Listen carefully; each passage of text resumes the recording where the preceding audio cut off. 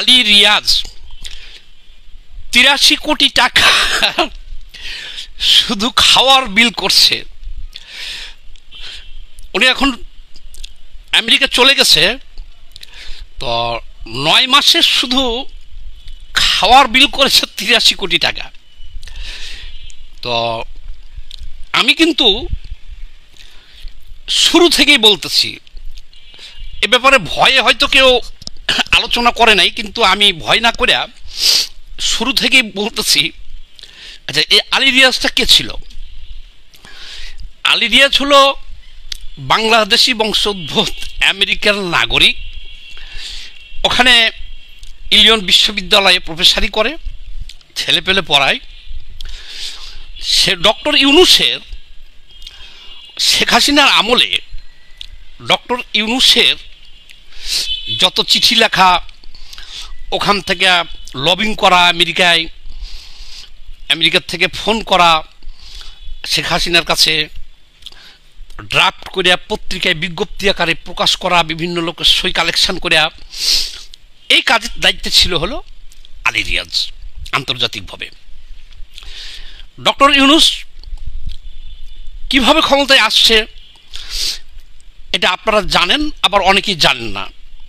সেটা তো এই এক ভিডিওতে বিস্তারিত বলা যাবে না, তো পরে এটার উপরে একটা বিস্তারিত ভিডিও করব। এবং এই সরকারের ইন্টারিম গভর্নমেন্টের আমি যত সমালোচনা করেছি, আমার মনে হয় অনলাইনে আর কেউ এত সমালোচনা আর করে নাই। আমি শুরু থেকে এ পর্যন্ত আমার নীতি, আদর্শ, মত আমি কিন্তু কোনোটাই পরিবর্তন করি নাই। যে ডক্টর ইউনূস সহ ইন্টারিম গভর্নমেন্টে যারা আছে, এরা কেউ বাংলাদেশের নাগরিক না, বেশিরভাগই দ্বৈত নাগরিক। আর ডক্টর ইউনূসের তো নির্দিষ্ট কোনো দেশ নাই, জানেন। 3 মাস থাকতো বাংলাদেশে, 9 মাসই থাকতো ইউরোপ, আমেরিকা, বিভিন্ন দেশে থাকে। আমাদের বড় দুর্ভাগ্য যে অভ্যুত্থানের পরে আজ 14 মাস হয়ে গেল, এই বাংলাদেশটা দখলে রাখছে এই শক্তিটা, পরিচালনা করতেছে তারা। এর বেশিরভাগই হলো তার ওই যে গ্রামীণ ব্যাংকের সহকর্মী, গ্রামীণ ফোনের সহকর্মী, একসাথে এনজিও করছে, আর বিদেশে তার সাথে কাজ করছে ডক্টর ইউনূসের সাথে। তার এই সাঙ্গপাঙ্গটি সবটিকে নিয়েছে, উনি কাজ করছে। তো যাক, আজকের যে বিষয়টা আলোচনার বিষয় সেটাই করি।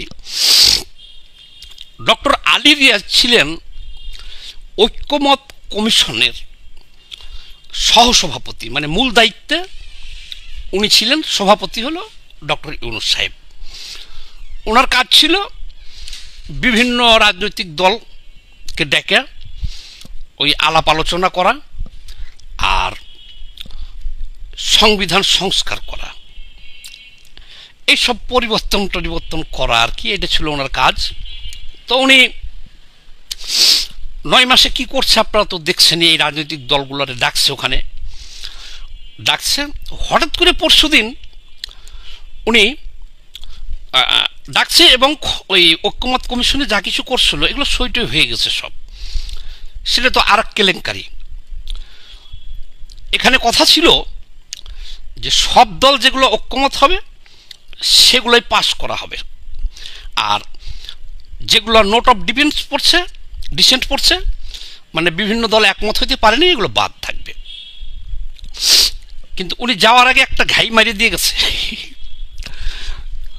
কোন রাজনৈতিক দল কি বলল না বলল এগুলোর কোনো খবর না নিয়ে উনি ডাইরেক্ট, উনি যা কিছু লিখছেন ওনার প্রভু দ্বারা আদিষ্ট হইয়া, যত ধরনের সংস্কার ওনার লেখার দরকার ছিল উনি লিখছে, এগুলো সব যেই দিনকে সই নিছে বিভিন্ন রাজনৈতিক দলের কাছ থেকে, ওই দিনকে কিন্তু এগুলো ওই দলিলে ছিল না। এটা বিএনপি মহাসচিব মির্জা ফখরুল ইসলাম আলমগীর বলছে। সই নেওয়া শেষ, ওইটার ভিতরে সব ঢুকিয়ে দিছে। পরে দেখছেন বিভিন্ন দল বলছে যে আমাদের সাথে বিশাল প্রতারণা করা হয়েছে, এই বইয়ে তো ওগুলো ছিল না, আমরা তো সই করছি, যেখানে যে বইটা পড়ে আমরা সই করছি বা আমাদের দেওয়া হয়েছে এগুলো কিছুই ছিল না। উনি তো সব ওনার মতো করে লিখছে। এটা অনেক বড় প্রতারণা, এটা বিভিন্ন দল বলতেছে। আর আসলে এটা কত বড় প্রতারণা এবার বুঝেন, যে আপনারে সই করায় নিছে একটা দেখাইয়া, আর ওটার ভিতরে আরো অনেক অনেক অনেক কিছু ঢুকাইয়ে দিছে। আচ্ছা, এ হলো এক প্রতারণা। আর 2 নম্বর প্রতারণা হলো উনি গত 5 দিন পলাইছে দেশ থেকে, শুধু খাওয়ার বিলের ভাউচারই নিচ্ছে 83 কোটি টাকা। তো আজকে বিভিন্ন মিডিয়ায় দেখলাম যে যে কিছু রাজনৈতিক দলগুলোকে ডাকছিল ওখানে এই 9 মাস ডেকে, যে খাওয়া দাওয়া তাদের আপ্যায়ন যতটুকু করছে, এতে সর্বোচ্চ ব্যয় হবে 5 লাখ বা 10 লাখ, এর বেশি না। 5 লাখ টাকা থেকে 10 লাখ টাকা ব্যয় হবে। যারা ওখানে গেছে আপ্যায়িত হয়েছে তারাই বলছে যে সর্বোচ্চ ধরলাম 5 থেকে 10 লাখ টাকা সরকারি খরচ হইতে পারে। 10 হবে না, 5 লাখ টাকা সরকারি খরচ হইতে পারে। সেখানে আমি ধরলাম 10 লাখ। উনি 83 লাখ টাকা নিচে শুধু যে আমি আপ্যায়ন খরচ। এইটা শুনেই সব ঘাবড়ে গেছে। হাই হাই, গণ অভ্যুত্থানের পরে ফেরেশতাদের আইনে বসানো হইল, যারা দুর্নীতি করবে না, লুটপাট করবে না, তাদেরকে এসে বসানো হয়েছে না, সংস্কারের জন্য বসানো হয়েছে না।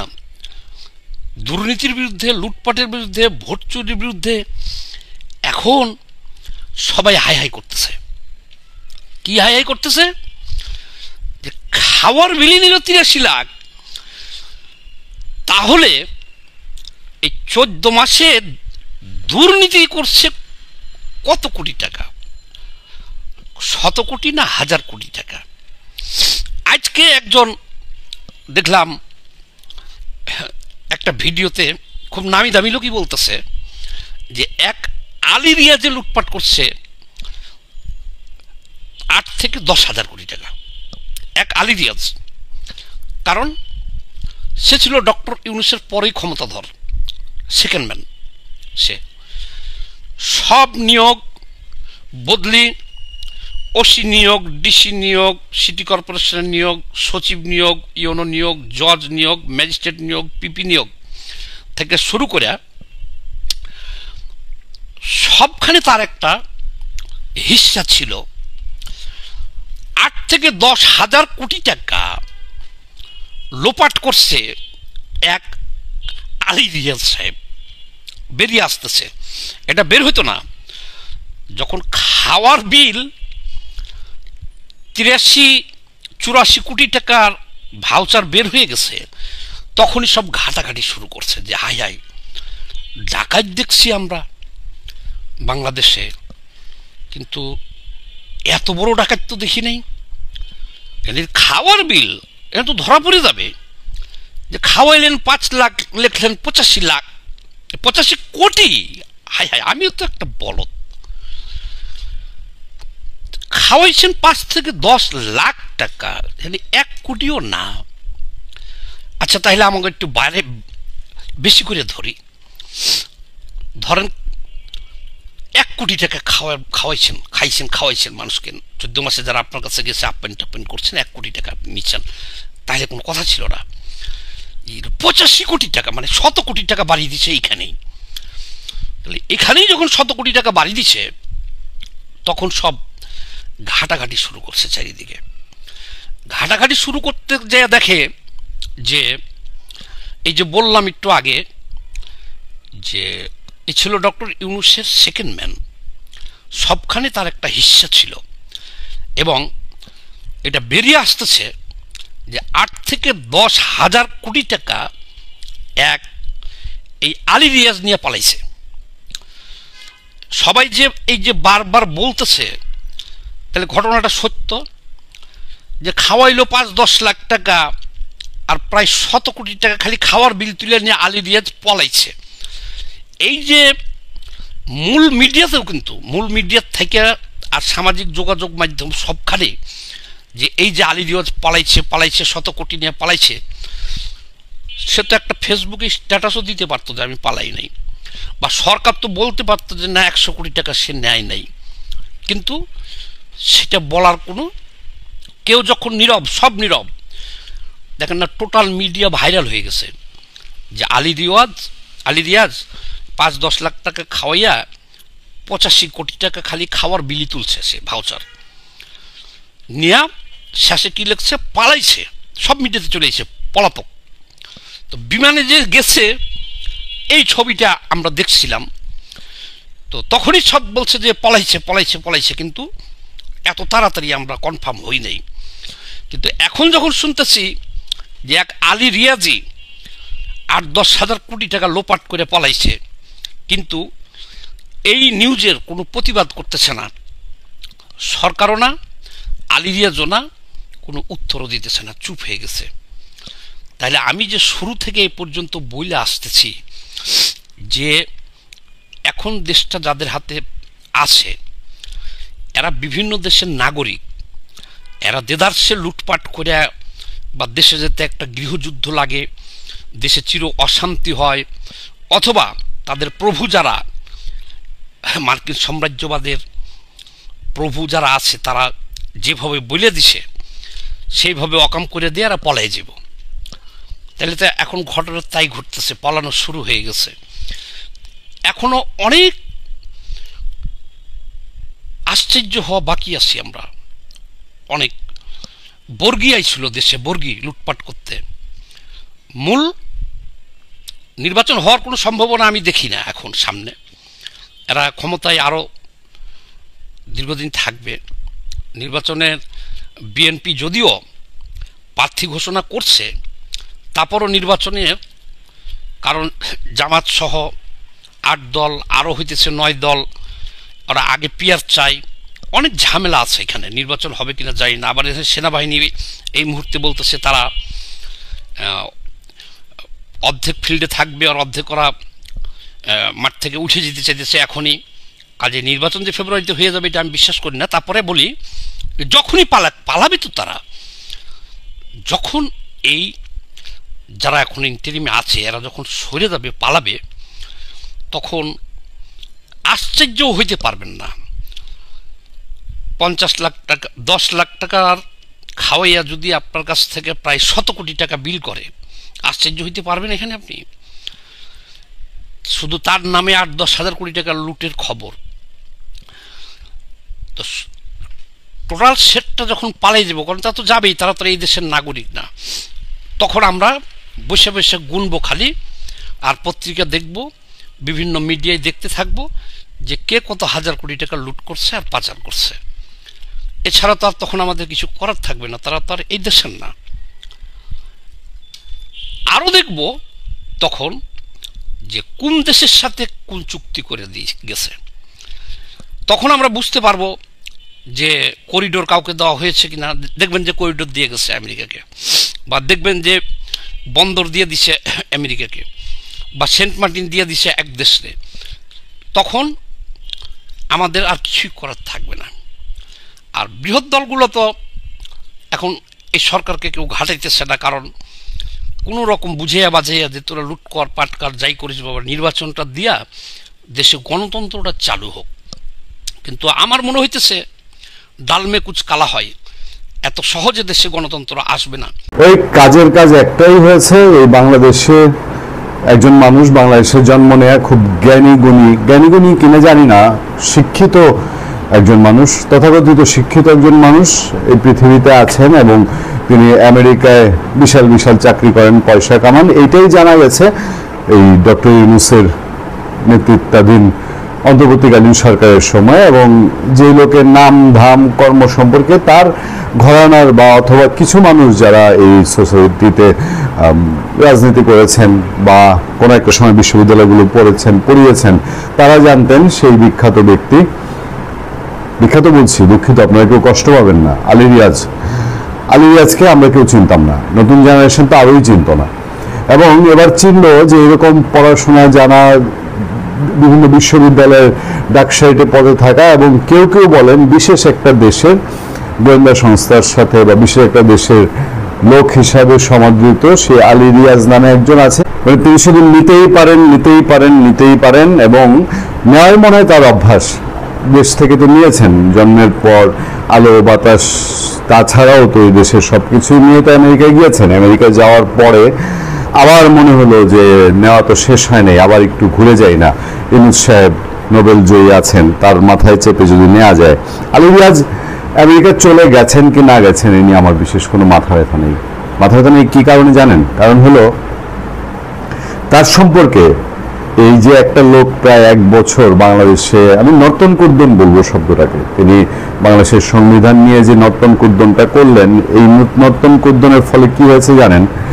ধরেন ডক্টর কামাল হোসেন বাংলাদেশে যাই করেন না করেন, তার রাজনৈতিক জীবনে বাংলাদেশের মানুষের জন্য যতটুকু করেছেন বা শেষ জীবনে এসে তিনি যা ভূমিকা রেখেছেন সেগুলো নিয়ে কথাবার্তা থাকলেও বাংলাদেশের সংবিধানের লেখক ডক্টর কামাল, মানে ভোটের হিসাবে এই লোকটাকে যাই চেনেন, মানুষের তার পরিমাপটা, তার শত্রু মিত্র যার কাছে 18তে তিনি প্রমাণ দিয়ে দিয়েছেন যে খালেদা জিয়ার দলেরও প্রধান লোক হিসাবে উনি আবির্ভূত হতে পারেন এবং খালেদা জিয়া বেঁচে থাকা অবস্থায় সেই যে একটা মর্যাদা, একটা গার্ডসের ব্যাপার, সেইটা আলী রিয়াজের ক্ষেত্রে একেবারে ঠুনকো থেকে ঠুনকোতর হয়ে গেছে। বাংলাদেশের মানুষ আলী রিয়াজ শব্দটা বা এই নামটা শুনলে পরে ইমপ্রেশনটা কি হয় এটা নিয়ে আপনারা নিজেরাই নিজেদেরকে প্রশ্ন করেন তো, যে ডক্টর কামালও বাংলাদেশের সংবিধানের লেখক, আর আলী রিয়াজের হাত দিয়েও বাংলাদেশের একটা নতুন সংবিধানের একটা কেচ্ছা কাহিনী যা ঘটে গেছে।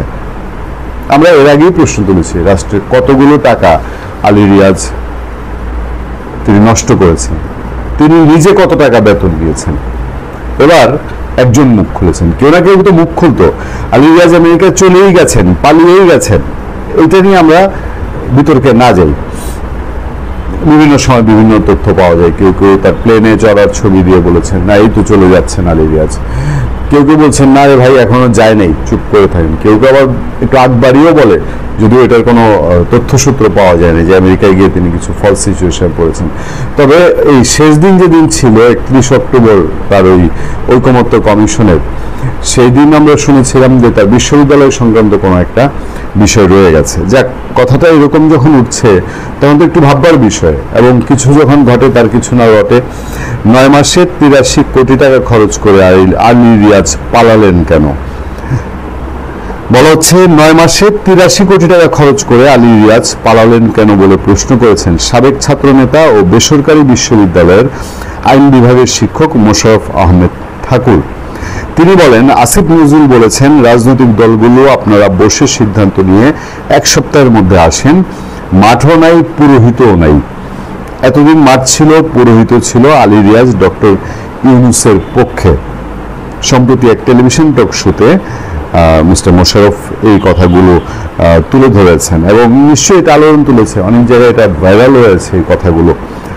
মোশাররফ আহমেদ বলেন, 83 কোটি টাকা খরচ করে এখন বলেন রাজনৈতিক দলগুলোকে সিদ্ধান্ত নিতে, তাহলে শুরুতেই বলতেন যে রাজনৈতিক দলগুলো সিদ্ধান্ত নিয়ে তারপরে আপনারা আসেন, একটা মতামত আমাদেরকে দেন, 5-10টা বিষয়ে মতামত দেন। রাজনৈতিক দলগুলো বসে 2 মাস না 15 দিন বা 1 মাসের মধ্যে বলতেন যে ইয়েস এখন নির্বাচন করেন। মোশাররফ বলছেন যে আপনি 9 মাস পরে বলতেছেন কেন? এর আগে 4 মাস কাটিয়েছেন হজপজ বুকিশ এই সব কাজ কারবার করে, এগুলো অন্য সময় করেন। এই গণ অভ্যুত্থান পরিস্থিতিতে মানুষের ধৈর্য কম থাকে, সহিষ্ণুতা কম থাকে, দেশের অর্থনৈতিক অবস্থা নাজুক থাকে, সিকিউরিটি নিরাপত্তা প্রতিরক্ষা নাজুক থাকে। এমন সময় 14 মাস কাটিয়েছেন। মোশাররফ আরো বলেন, আমি ডক্টর ইউনূসের বিরুদ্ধে না, ডক্টর ইউনূসের কাছে আমার প্রত্যাশা ছিল, আর উনি প্রসব করেছেন একটা মুশিক, এই মুশিক প্রসব করার কারণে আমি ওনার সমালোচনা করি। সারা দেশের মানুষই তাই করে। ডক্টর ইউনূসকে মানে এটা বলতে পারেন যে একেবারে সাদা দুধ কিনে বাজার থেকে ঘরে এসে দেখা গেল 1 পাতি লাল কাতরা কিনে নিয়ে এসছেন।